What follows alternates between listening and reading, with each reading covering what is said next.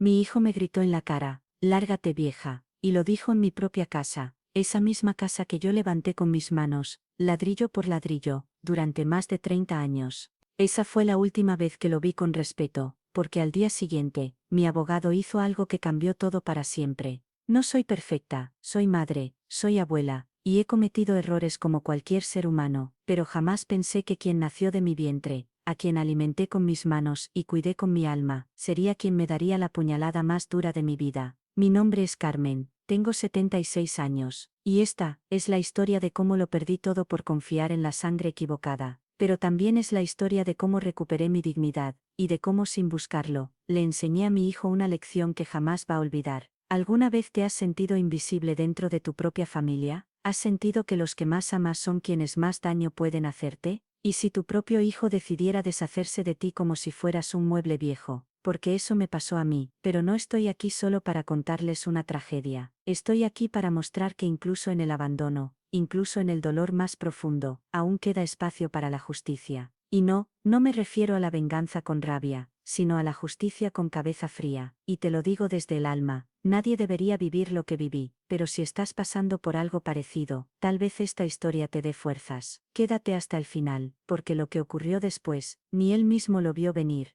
Nací en un pueblo tan pequeño que ni en los mapas aparecía. Mi padre era jornalero, mi madre lavandera, y yo crecí con las manos llenas de tierra y los pies descalzos, soñando con tener algún día un techo que fuera realmente mío. No pedía lujos, solo quería estabilidad, una casa donde el viento no se colara por las paredes, y donde pudiera dormir sin sobresaltos. Conocí al que fue mi esposo, Enrique, en una feria del pueblo. Él no tenía nada, igual que yo, pero su risa era firme y su palabra era ley. A los 20 ya estábamos casados, y recién llegados a la ciudad, con 2 maletas y un colchón enrollado al hombro. Vivíamos en un cuarto prestado, y los dos trabajábamos como si el día tuviera 30 horas. Él en la construcción, yo limpiando casas. Nada era fácil, pero nos teníamos. Los primeros años fueron duros. Comíamos lentejas 5 veces por semana, y remendábamos la ropa hasta que ya no aguantaba más puntadas. Pero nunca nos faltó lo esencial: respeto, cariño, y la promesa de que algún día compraríamos nuestra casa. Pasaron casi 18 años antes de lograrlo. 18 años de trabajo, ahorro, sacrificios, y entonces por fin, aquella casa pequeña en el barrio sur fue nuestra. No era grande, ni nueva, pero tenía un patio donde planté rosales, una cocina donde aprendí a hacer pan casero, y una sala donde pusimos un viejo televisor, que solo agarraba 2 canales. Era nuestro castillo, allí reímos, lloramos, soñamos. Ese lugar se convirtió en el símbolo de todo lo que habíamos construido desde la nada. Fue allí donde crié a Miguel, mi único hijo, y te lo digo sin vergüenza, lo amé más de lo que debí. Le di todo lo que pude, incluso cosas que yo jamás tuve. Le cosí sus uniformes, le compré libros aunque me quedara sin dinero, y lo defendí cuando lo suspendieron en la secundaria por pelearse. Para mí, él no era solo un hijo, era mi esperanza de que todo lo que habíamos sufrido había valido la pena. Enrique murió joven, de un infarto. Apenas tenía 52 años. Me quedé viuda y con un muchacho de 15 que ya empezaba a volverse hombre, y un dolor en el pecho que me quemaba por dentro. Pero me juré que saldríamos adelante. Hice turnos dobles, vendí postres caseros, y nunca dejé de pagar la hipoteca. La casa era lo único que me mantenía fuerte, porque allí seguía el recuerdo de Enrique en cada rincón. Miguel creció y se convirtió en abogado. Cuando se graduó, lloré como si me hubieran dado el título a mí. Pensé, todo esto es gracias al esfuerzo de mamá, eso creí. Lo ayudé a montar su primer despacho, le presté dinero sin pedirlo de vuelta, y cuando se casó, le entregué las escrituras de la casa, para que viviera allí con su esposa mientras yo me mudaba al fondo, en una pequeña pieza que Enrique y yo habíamos construido como taller. Él me prometió que siempre tendría mi lugar allí, que jamás me faltaría nada. Durante años aguanté desplantes, cambios de humor, y frases hirientes, pero siempre pensé que era el estrés, que algún día volvería a ser el niño que se dormía en mi regazo, que debajo de esa corbata y ese mal genio, seguía siendo mi hijo, el mismo que una vez lloró porque no podía comprarse un helado. La casa seguía estando a mi nombre, pero un día, Miguel me pidió firmar un papelito para facilitar unos trámites. Nada importante, mamá, solo una formalidad para declarar impuestos, me dijo, y yo firmé, porque soy madre, porque confiaba.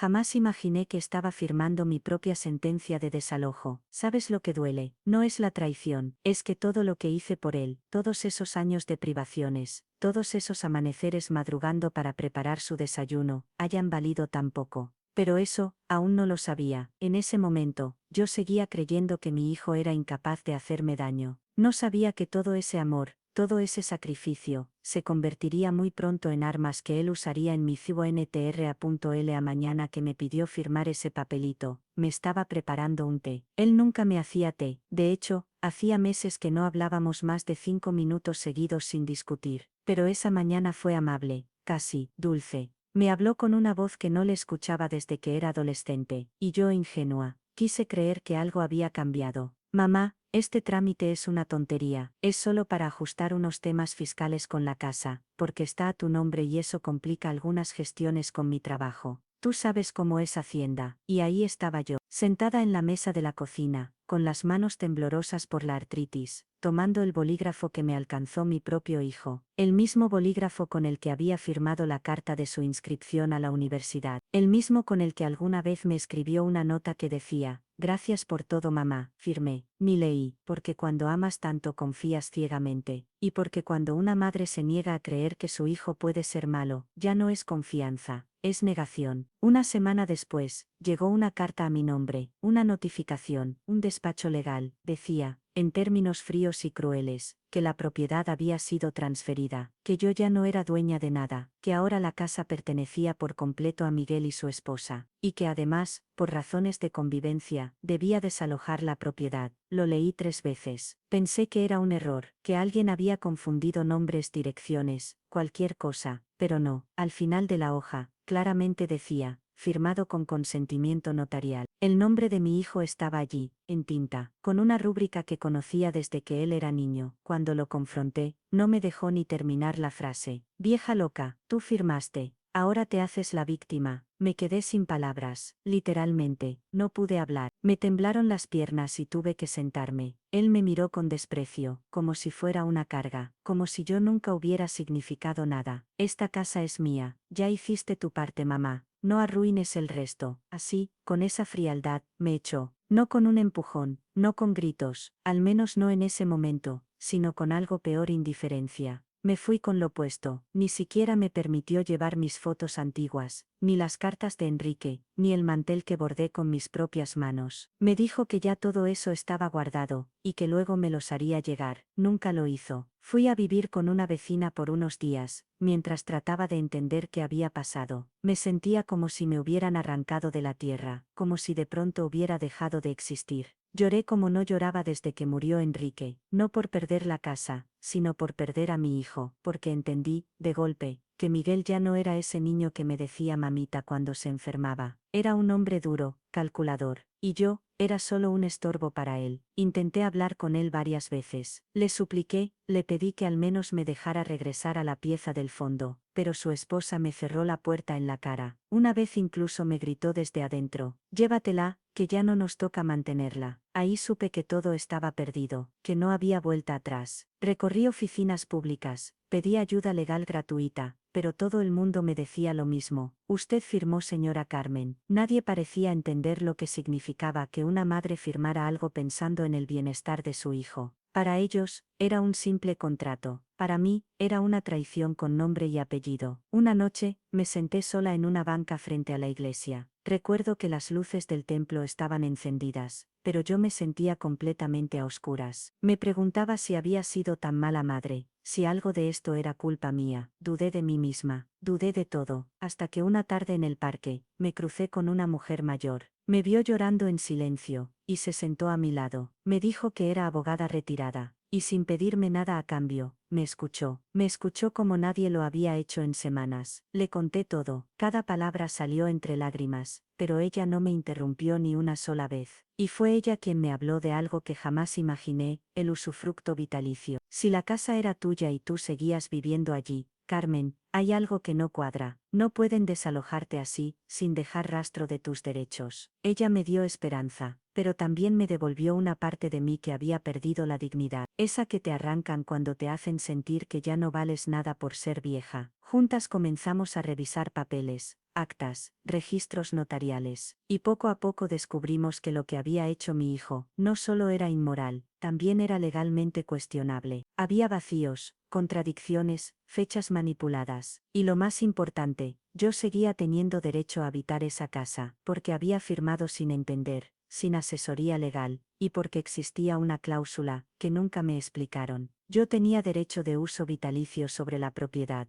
Ese fue el inicio de otra batalla. Una batalla que ya no era solo legal, era emocional, porque esa casa no era solo un terreno, era mi vida entera, era donde lloré a mi esposo, donde vi caminar a mi hijo por primera vez, y estaba dispuesta a recuperarla, aunque fuera ladrillo por ladrillo. Una parte de mí pensaba que todo era una pesadilla, que en cualquier momento despertaría y escucharía la voz de Miguel llamándome desde la cocina, pidiéndome café como cuando era niño. Pero la realidad era otra, estaba en una habitación prestada, con mis cosas en bolsas de plástico, sin saber dónde ir ni cómo comenzar de nuevo. Dormía en un colchón inflable en la sala de la señora Elvira, una vecina de toda la vida que, sin dudarlo, me ofreció un techo. No podía dejarme en la calle, decía. Pero yo no quería ser una carga. Me levantaba temprano, le ayudaba a barrer el patio, cocinaba algo si tenía con qué, e intentaba no llorar cuando se iba a dormir. La primera noche, mientras trataba de conciliar el sueño, escuché por la ventana el ruido de un auto estacionándose frente a mi antigua casa. Era el coche de Miguel. Las luces iluminaban la fachada, la misma que Enrique y yo pintamos juntos una Navidad. Lloré en silencio. Sentí como si me hubieran arrancado de mi propio cuerpo, como si me hubieran exiliado de mi historia. Pasaron los días, la familia del barrio empezó a preguntar por mí, todos pensaban que estaba de viaje, o que había ido a visitar a algún pariente. Nadie imaginaba la verdad, me daba vergüenza contarla. ¿Cómo le explicas al mundo que tu propio hijo te echó? ¿Cómo admites que después de darlo todo, terminaste en la calle por confiar en quien más amabas? Un domingo, me armé de valor y caminé hasta la iglesia. Era la misa de las 11, y sabía que Miguel y su esposa solían ir para mantener apariencias. Me senté en la última fila, con la cabeza baja. Al terminar, lo vi salir. Me acerqué, despacio, y le hablé. Miguel, solo quiero hablar contigo. Él ni siquiera me miró. Siguió caminando como si fuera una desconocida. Su esposa, en cambio, me lanzó una mirada que todavía me quema, una mezcla de triunfo y desprecio. Esa mirada que me decía ganamos, como si la vida fuera una competencia, y yo ya estuviera descartada. Ese fue el momento más humillante de mi vida, porque no se trata de dinero, no se trata de propiedades, se trata de la dignidad, y ese día sentí que la mía había sido arrastrada por el suelo. Volví a casa de Elvira, y me encerré en el baño a llorar. Me miré al espejo, tenía el rostro hinchado, los ojos rojos, el cabello desordenado. Pero lo que más dolía no era el reflejo, era el vacío, ese hueco en el pecho que deja la traición, esa sensación de no pertenecer a ningún lugar, de no tener derecho ni siquiera a recordar. Los días se volvieron semanas, sobrevivía con lo que podía. Algunas vecinas me dejaban viandas, otras me pasaban ropa limpia. No podía trabajar, mis manos ya no daban más, y aún así, nunca dejé de agradecer cada gesto, porque cuando te quitan todo, incluso una taza de sopa caliente se siente como un abrazo. Una vez, mientras barría la vereda de Elvira, vi pasar a un grupo de jóvenes que me miraron con lástima. Me sentí invisible, como si fuera un mueble viejo que ya no tiene función. Una señora más con cara triste. Nadie sabía la historia completa. Nadie imaginaba el incendio emocional que me consumía por dentro. Intenté acudir a servicios sociales, pero los trámites eran largos, fríos, impersonales. Me miraban como si fuera una anciana más, una estadística. Nadie veía a la mujer que había dado su vida entera por un hijo que ahora la trataba como basura. Una tarde me crucé con Rosa, una señora que había trabajado como enfermera, y que me conocía desde que Miguel era pequeño. Cuando le conté lo que había pasado, no lo podía creer. Miguel, pero si tú lo criaste sola, si él siempre hablaba de ti como su héroe. Me abrazó y lloramos juntas. Me dijo que conocía una organización de abogados voluntarios, y que me pondría en contacto con ellos. Era un hilo de esperanza, pero no sabía si alcanzaría. Aún no confiaba en nadie. Sentía que cada puerta se cerraba en mi cara. Y entonces, sucedió algo inesperado. Una mañana, mientras tomaba mate en el patio con Elvira, Escuchamos un alboroto frente a la casa, gente discutiendo, voces alteradas. Salimos a ver, y ahí estaba Miguel, parado en la vereda, gritándole a un oficial de justicia que sostenía un documento en la mano. No puede hacer esto, esta casa es mía. No señor, respondió el oficial. Usted no informó la existencia de un usufructo vitalicio, y la señora Carmen tiene todo el derecho de reclamar su lugar en esta propiedad. Yo no entendía del todo lo que pasaba, pero vi cómo el rostro de mi hijo se transformaba, de la seguridad altiva, a la rabia, de la rabia, al miedo. Ahí supe que algo había cambiado. La señora abogada, aquella que me escuchó en el parque, había movido los hilos legales, había reabierto el caso, había descubierto documentos, errores, cláusulas no informadas. Miguel pensó que se había salido con la suya, pero no contó con que una mujer mayor, rota y sin casa, aún podía pelear. No volví a la casa de inmediato, no por miedo, sino por orgullo. Sabía que la justicia se estaba activando, y eso me bastaba. Aún no tenía una orden de desalojo para él, ni una sentencia firme, pero lo que sentí ese día frente a la casa, fue esperanza. Por primera vez en mucho tiempo, sentí que no estaba sola, que la verdad estaba de mi lado, que la historia no terminaría con humillación, sino con justicia. Y entonces supe que había llegado el momento de luchar, no con odio, no con venganza, con algo mucho más fuerte, memoria, porque un hijo puede olvidarse de su madre, pero una madre nunca olvida quién fue su echehuato.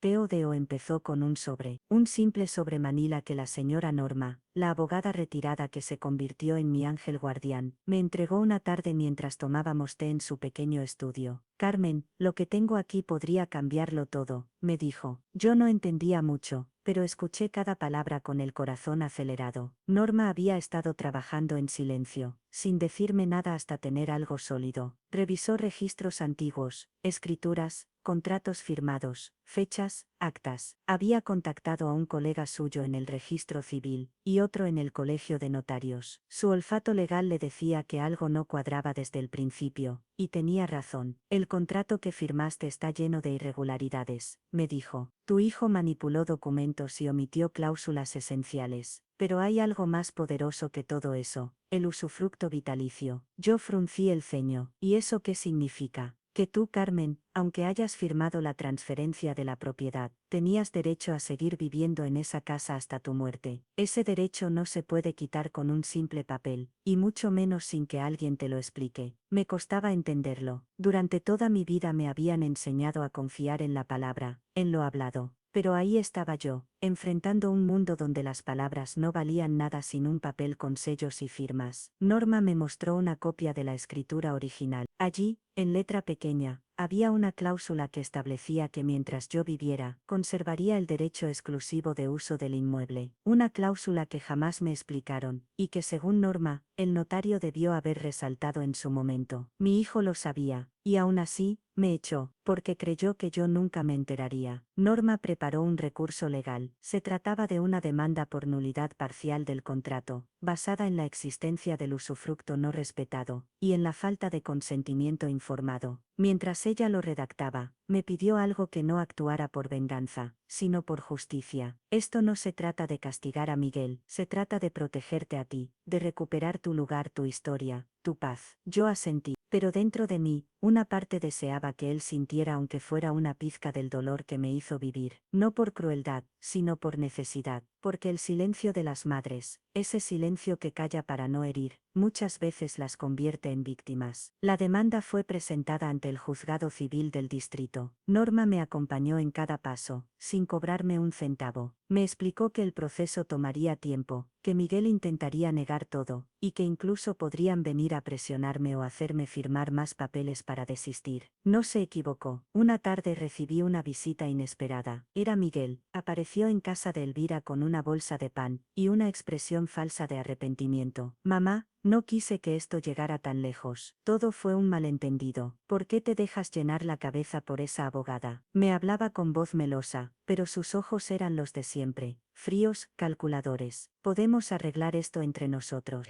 No hace falta que vayas a juicio. Sí, firma este documento y lo solucionamos como familia. El documento, claro, era una renuncia al usufructo. Yo lo miré fijamente, sentí una fuerza en mi interior que no había sentido en años. Tal vez era Enrique, oh Dios, o simplemente mi dignidad hablando desde dentro. Miguel, ya no tengo miedo de ti, y no voy a afirmar nada. Él frunció el ceño, murmuró algo entre dientes y se fue. Esta vez no gritó, esta vez supo que ya no tenía poder sobre mí. Desde ese día comenzó una guerra silenciosa. Su abogado presentó una contrademanda. Alegaba que yo había cedido voluntariamente todos mis derechos. Pero Norma tenía pruebas, testimonios, informes que demostraban que yo firmé sin comprender lo que hacía. Fueron semanas largas, con audiencias, declaraciones, documentos que venían y iban. A veces me sentía cansada, vencida. Pero entonces abría el cajón donde guardaba una foto de Enrique y Miguel, tomada el día que nos entregaron las llaves de la casa, y volvía a recordar por qué estaba luchando. No por venganza, por respeto, por cada madre que alguna vez fue callada, anulada, borrada. Un día llegó una notificación, medida cautelar a mi favor. El juez ordenaba la suspensión inmediata de cualquier acción de desalojo, y reconocía provisionalmente mi derecho de permanencia en la propiedad. Era un paso enorme. Miguel tendría que retroceder. Cuando me enteré, lloré como una niña, no por debilidad, sino por alivio. No me devolvían los años perdidos, pero me devolvían algo más importante: el derecho a existir, a ocupar el lugar que me gané con años de esfuerzo y amor.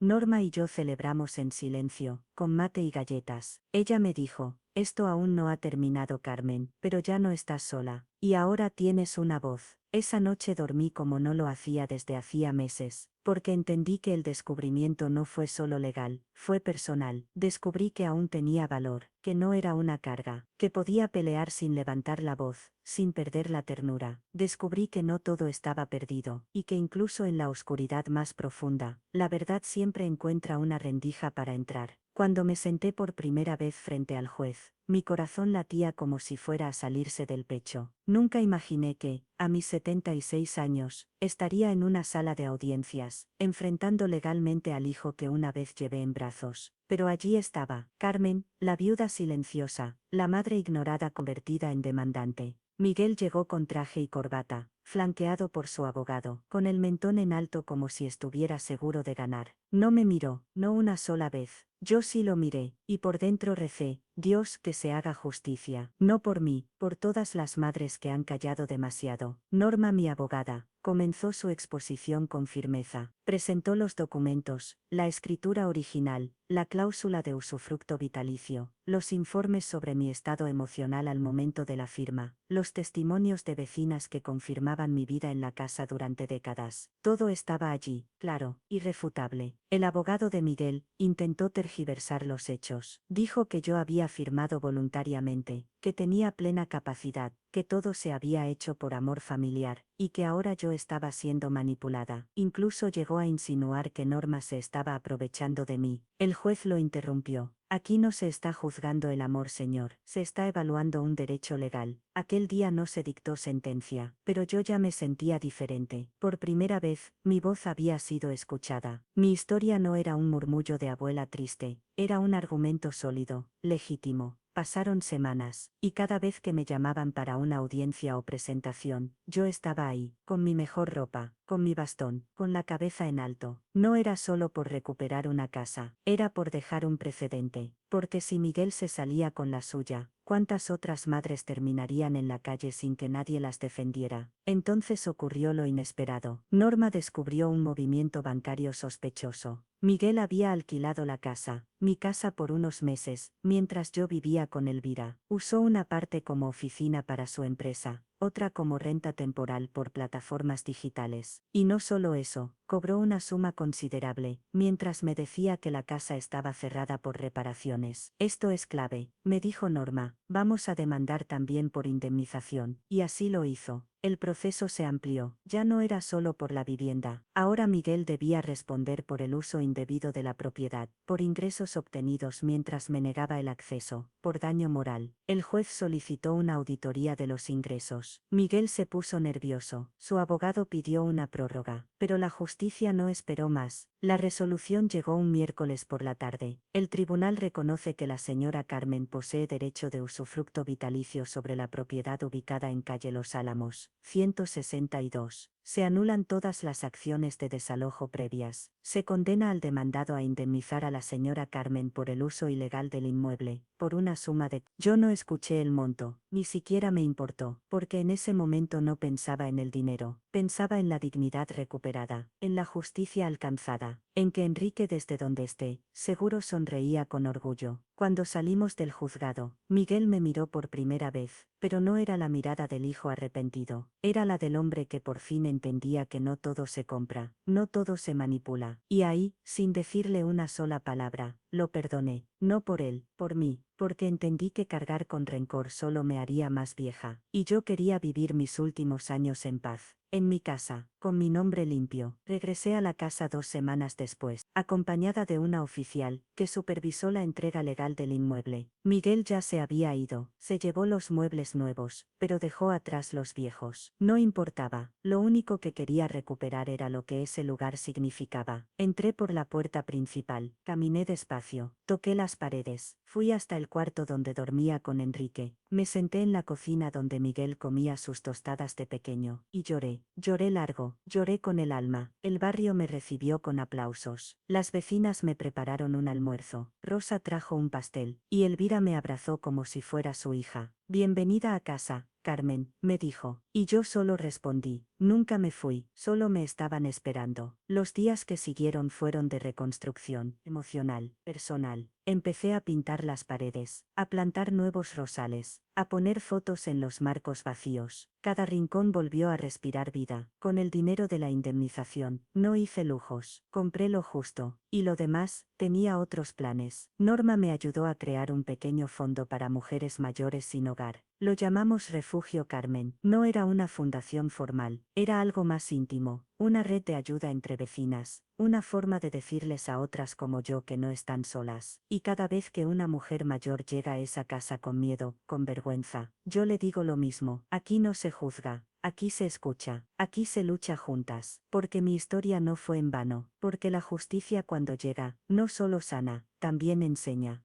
La noche que volví a dormir en mi cama, en mi casa, sentí algo que no sentía desde hacía décadas: paz, no una paz silenciosa o pasiva, sino esa paz que llega cuando sabes que hiciste lo correcto, cuando logras mirar atrás sin que el pasado te duela como una herida abierta. Pero no todo había terminado, había una pregunta que me rondaba la cabeza: ¿qué pasará el día que yo no esté? Durante años mi testamento tenía un solo heredero, Miguel. Desde que era joven, desde que Enrique falleció, todo lo había dejado escrito con su nombre. Confiaba como cualquier madre, en que él cuidaría lo que tanto nos costó construir. Pero las cosas cambiaron, no por despecho, no por castigo, sino por principios. Porque un hijo que echa a su madre a la calle, que miente, manipula y desprecia, no merece cargar con su legado, no el mío, no el de Enrique. Así que fui al notario, esta vez con Norma a mi lado, y con la voz firme que solo se tiene cuando una ya no tiene miedo: vengo a cambiar mi testamento. El notario me miró por encima de los anteojos, me reconoció, sabía la historia, me ofreció asiento, y mientras preparaba los documentos, me preguntó si estaba segura. Más que nunca, respondí. Decidí que mi casa, cuando ya no esté, no quedaría vacía ni volvería a ser usada por la soberbia. Quería que se convirtiera en refugio, en escuela, en hogar. Quería que sirviera, que hablara bien de mí aunque yo ya no pudiera hablar. Así nació mi decisión: donar la casa a una pequeña organización local que ayuda a abuelas sin hogar, una asociación que Norma y otras mujeres fundaron con fuerza y corazón. El proceso fue rápido. En menos de un mes, el nuevo testamento estaba firmado, sellado y registrado. Miguel quedó fuera de todo, y no me dio pena, me dio alivio, porque entendí que heredar no es un derecho por sangre, es un privilegio que se gana con acciones. También dejé algo más escrito: una carta que debía ser leída en voz alta el día de mi velorio, no para herir, sino para explicar, para que todos entendieran que mi decisión no fue por venganza, sino por amor, amor a la justicia, amor a la verdad,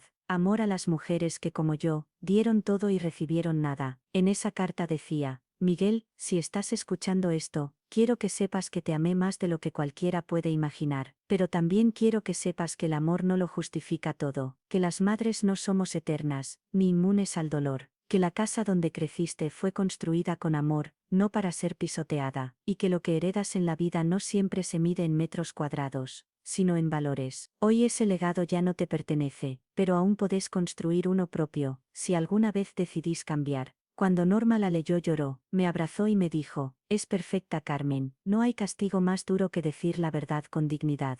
Yo no buscaba castigo, buscaba cerrar el círculo, y lo cerré. Un día me invitaron a visitar la organización que recibiría mi casa en el futuro. Me recibieron con flores, cantos, abrazos sinceros. Eran mujeres como yo, algunas más jóvenes, otras más ancianas, todas con historias dolorosas a cuestas, pero con una fuerza que te estremecía. Les conté mi historia, me escucharon en silencio, y cuando terminé, una de ellas, una señora de ojos verdes, de nombre Teresa, se acercó y me dijo algo que jamás olvidaré. Gracias por recordarnos que todavía valemos, que aún podemos empezar de nuevo. Ese fue mi verdadero premio, no el dinero, no la casa, sino la certeza de que, con mi historia, podía sembrar esperanza. En los meses que siguieron, escribí mi relato en una libreta vieja, con mi puño y letra, cada lágrima, cada injusticia, cada victoria. Norma me ayudó a editarlo y lo subimos a internet. Nunca pensé que alguien quisiera leerlo, pero lo hicieron, y muchos más de los que imaginaba. Recibí cartas, mensajes, visitas, mujeres que se animaron a denunciar,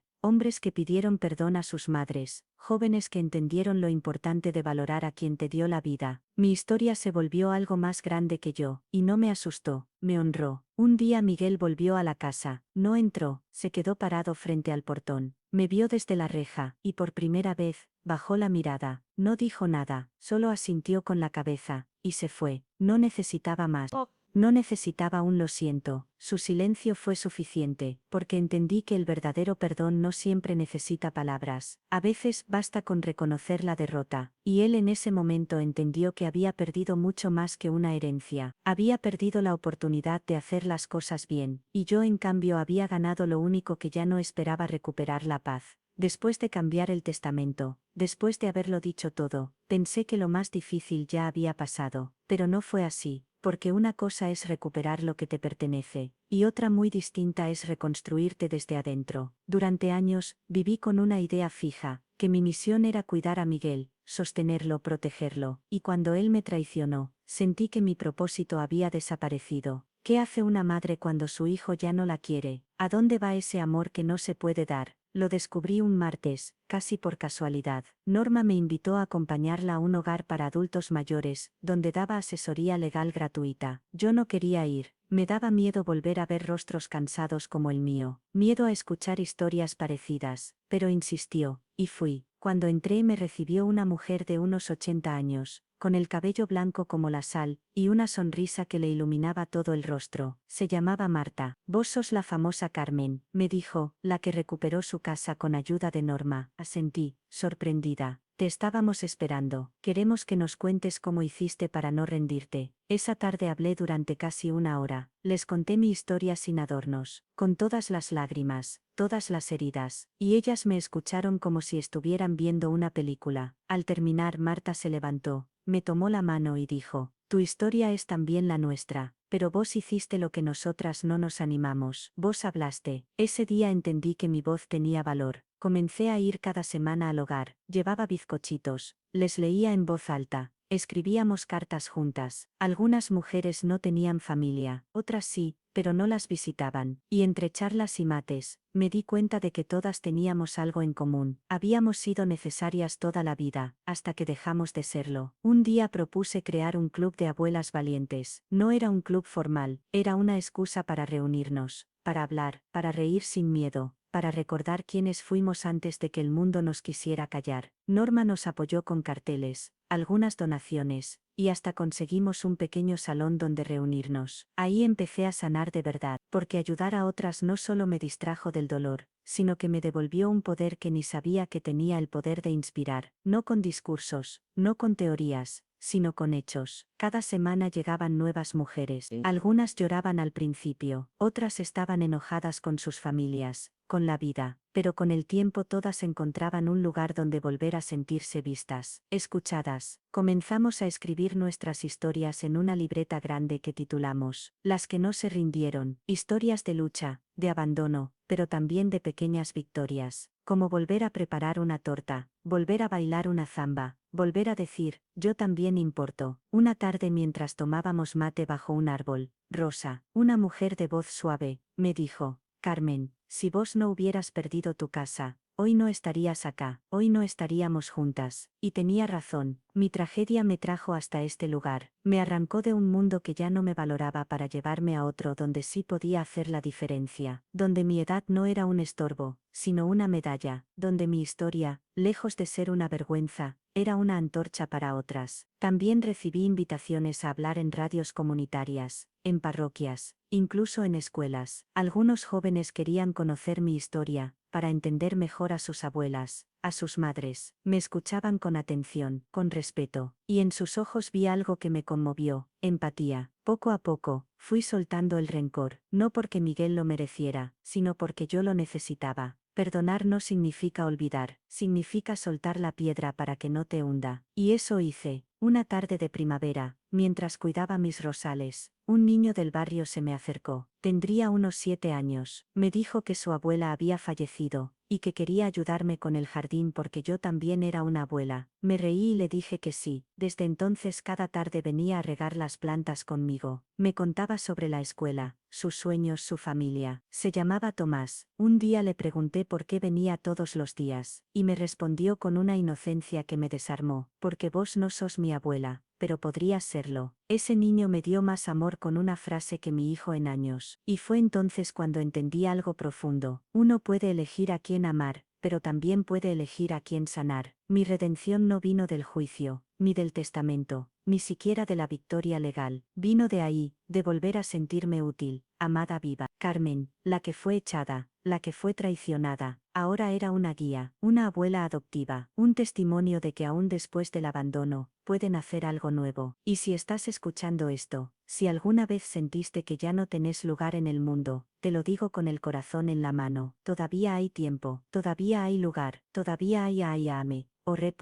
A veces me despierto en mitad de la noche, y por un momento pienso que todo fue un sueño, que sigo en aquel cuarto del fondo, escuchando a mi hijo reír en la sala, que aún no ha pasado lo que pasó. Pero entonces me doy cuenta de que no fue un sueño, fue la vida, dura, real, inesperada, y aún así, no cambiaría nada, porque si no me hubieran echado, jamás habría conocido a Marta, a Rosa, a Tomás, jamás habría descubierto que todavía tengo tanto por dar, que el amor de una madre no desaparece, pero puede transformarse, que el dolor, aunque profundo, puede ser también semilla de algo más grande. Hoy no tengo miedo de decir mi edad, no me avergüenza tener arrugas, ni manos torpes, ni recuerdos que a veces se confunden, porque cada arruga cuenta una historia, cada silencio habla de una batalla ganada, cada paso lento es una muestra de que aún estoy aquí, de pie. Y si vos estás del otro lado, viendo esta historia, tal vez te estés preguntando, ¿qué harías si tu hijo te echara de tu propia casa? ¿Lo perdonarías? ¿Buscarías justicia? ¿Te rendirías, o te reinventarías? Sé que no todos pueden hacer lo que yo hice, no todos tienen una norma al lado, pero sí todos tienen algo que nadie puede quitarles: su historia, su verdad, su voz. Aunque el mundo quiera callarte, aunque tu familia no te escuche, vos seguís valiendo, tu historia sigue contando. Tal vez en este momento, estés viviendo algo parecido, tal vez te sentís sola, traicionada, olvidada, y quiero que sepas que no estás sola, que somos muchas, que ya no vamos a callar. Esta historia no es solo mía, es también tuya, de tu abuela, de tu vecina, de esa señora que ves en el colectivo mirando por la ventana como si no importara, pero sí importa, porque detrás de cada mujer mayor hay una vida entera, hay amores, dolores, guerras invisibles, y sobre todo hay una voz que merece ser escuchada. Yo decidí alzar la mía, contarla sin miedo, sin vergüenza, y ahora te invito a hacer lo mismo. Si esta historia te conmovió, contame tu opinión, decime qué hubieras hecho en mi lugar. ¿Crees que hice bien, demasiado, muy poco? Escribime desde qué ciudad me estás viendo. Compartí esta historia con alguien que necesite escucharla. Tal vez ese alguien sea tu mamá, tu tía, tu abuela, o tal vez seas vos misma, porque no sabes cuántas veces una palabra puede cambiarle el día a alguien. Un mensaje, un abrazo, una llamada. A veces eso es todo lo que hace falta, para que alguien se sienta vista, escuchada, valorada. Y si sos joven, si aún tenés a tu madre, a tu abuela viva, llámala, decile que la querés, pregúntale por su historia, Escúchala, porque algún día cuando ya no esté, te vas a dar cuenta de todo lo que quedó sin decir. Yo no puedo recuperar el tiempo perdido con Miguel, pero sí puedo decir con la cabeza en alto que no me quedé callada, que no dejé que me borraran, que me levanté, aunque fuera tarde, y eso hizo toda la diferencia. Y si esta historia tocó tu corazón, no te vayas sin dejar tu huella. Comenta abajo lo que sentiste. Decime qué parte te llegó más hondo. Contame si conoces a alguien que pasó por algo similar. Tal vez tu historia sea la próxima que inspire. Tal vez tu voz sea la que le dé fuerza a otra. Cierro esta historia con una frase que me repito cada mañana. No nací para ser invisible, nací para ser recordada con dignidad.